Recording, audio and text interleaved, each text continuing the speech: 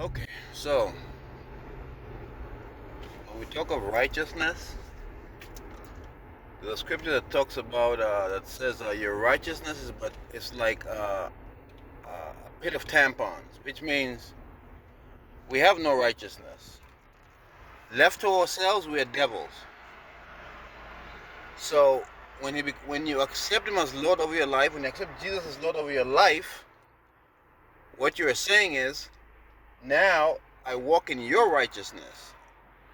Now you walk in His righteousness. Now that's your first nature is Him. He's our first nature. But most people walk according to the world and trying to reap from the world. It's just not going to happen, and it's going to keep stripping. Remember, he chastens those he what? He loves, which means he'll strip those he loves in order to re-robe them.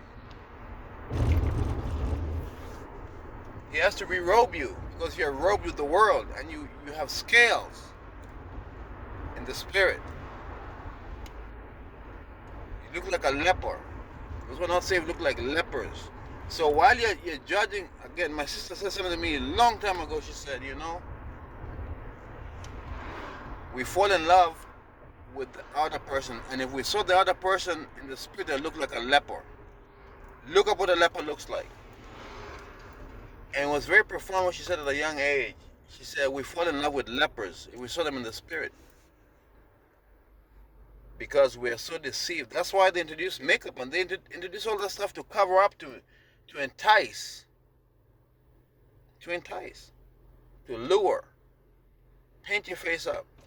When painting faces had meaning, there was a time that had meaning. It wasn't just paint your face to paint it. Everything had meaning. Now it's all about imitating and forgery and just deceit. Everything. The whole world is covered in deceit. A sheet of deceit. Deception. Damn it.